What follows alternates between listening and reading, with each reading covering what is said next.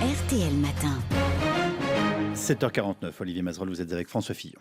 Bonjour François Fillon. Bonjour. Le gouvernement doit-il céder, revenir en arrière et annuler la loi El Khomri ? Le gouvernement, il est surtout en train de céder à la panique. Il est en train de faire n'importe quoi et au détriment de l'intérêt national. Ce qui s'est passé hier à la SNCF est sans équivalent. Un gouvernement qui dessaisit une direction d'une entreprise, d'une négociation sociale en cours, pour sacrifier finalement l'intérêt de l'avenir de la SNCF au passage d'un texte sur le travail dans lequel il n'y a plus grand-chose, c'est une situation de panique et je ne vois pas comment ce gouvernement pourra tenir encore jusqu'à la fin de ce quinquennat. Mais c'est pas un classique d'un gouvernement de chercher à trouver des solutions ailleurs quand il y a un blocage à un certain niveau ? Mais où est le blocage ? C'est ça la question qui est posée aujourd'hui. Les raffineries, par exemple. Les raffineries, en réalité, il y a un petit groupe extrêmement réduit de personnes qui ont en général des statuts protégés et qui ont essayé de bloquer le pays. Il faut évidemment que le gouvernement résiste, fasse ce que nous avions fait dans le quinquennat précédent s'agissant des raffineries et des dépôts de pétrole et des blocs. Où sont les réquisitionne, prennent les mesures nécessaires. Cette loi n'est plus finalement grand-chose, mais elle est un symbole. C'est-à-dire que si le gouvernement lâche sur ce texte-là, et s'il lâche devant un pays qui n'est absolument pas bloqué, il y a quelques factieux qui bloquent le pays. Les Français s'inquiètent quand même. Mais il n'y a pas de grève dans les entreprises privées. Il n'y a pas de millions de Français qui manifestent dans les rues. Je rappelle que j'ai eu l'honneur de conduire des réformes sur les retraites où il y a eu des millions de personnes dans les rues et où on a quand même été au bout de la réforme. Aujourd'hui, c'est absolument pas le cas. Et en plus, il y a maintenant une attitude de la CGT en particulier qui a franchi toutes les limites et qui pose un problème de fonctionnement même de la démocratie et du dialogue social. Regardez, hier, la rédaction de Ouest France a été attaquée.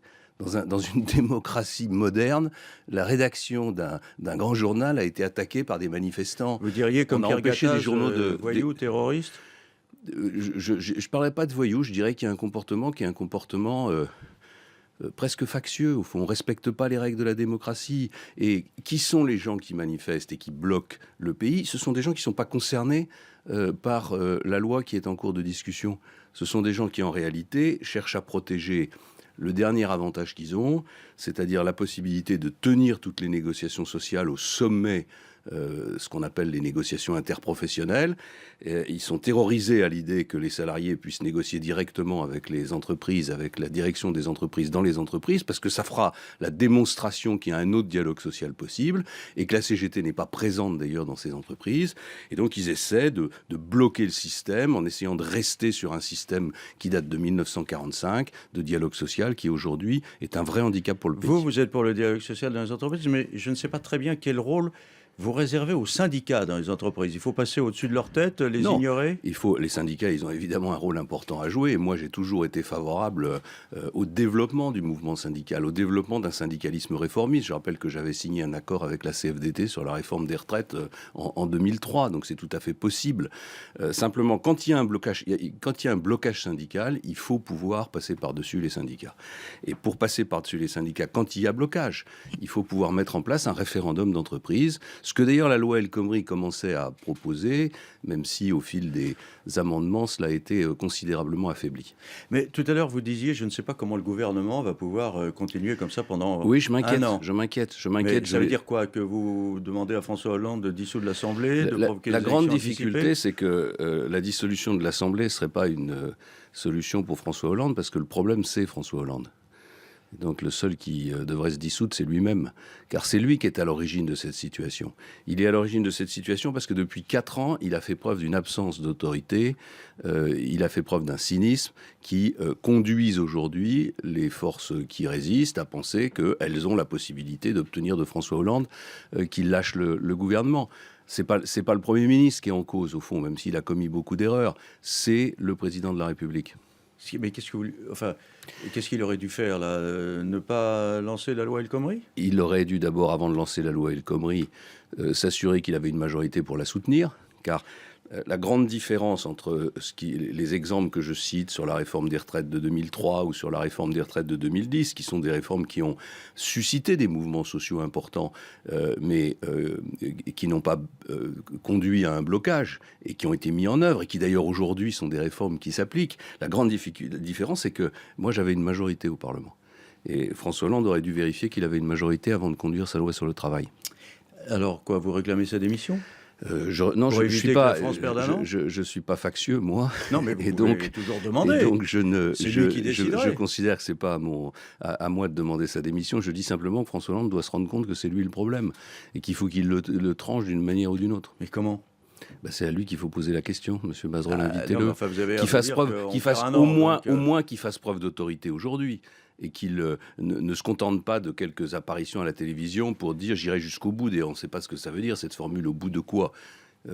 Il a organisé une manifestation, une émission face aux Français il y a quelques semaines qui a été un bide total. C'est peut-être maintenant qu'il faut qu'il aille parler aux Français. Le Sénat va s'emparer de la loi El Khomri. La droite va durcir considérabablement la loi. D'ailleurs, ça ne va pas être difficile compte tenu du fait qu'il n'y a pas grand-chose. Vous avez tous des projets qui vont beaucoup plus loin que la loi El Khomri. Et François Hollande, il se frotte les mains. Il dit, vous voyez bien ce que la droite vous prépare. Ce qui montre qu'il n'a allez le faire réélire avec tout ça ? Qu'il n'a aucune préoccupation de l'intérêt du pays. Parce que la question, c'est pas de savoir si il va se frotter les mains. La question, c'est de savoir qu'est-ce qui peut permettre à la France de faire ce qu'ont fait ses voisins, c'est-à-dire d'atteindre le plein emploi et d'offrir des emplois à la jeunesse de France. C'est ça la question. C'est la seule question. Et si la solution, elle consiste à améliorer un peu les relations du travail, à baisser la fiscalité sur l'investissement, comme l'ont fait les Allemands, comme l'ont fait les Anglais, eh bien, il faut le faire.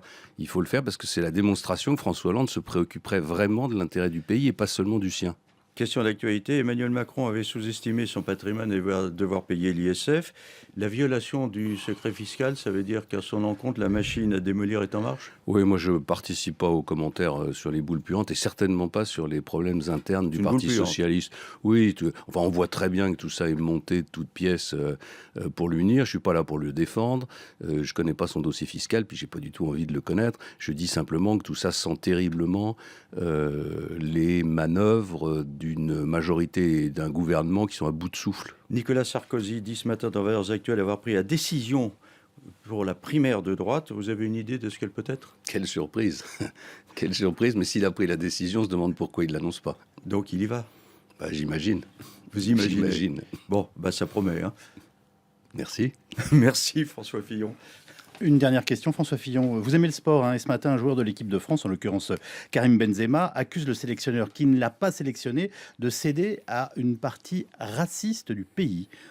Et à la pression d'une partie des racistes de ce pays. Comment réagissez-vous à ces propos ? Je trouve ça insupportable, d'abord parce que le sélectionneur, il est souverain dans ses choix, et ensuite parce que le fait de ramener en permanence les problèmes du pays à des questions de race, de religion, d'ethnie et de communauté est pas un signe de bonne santé.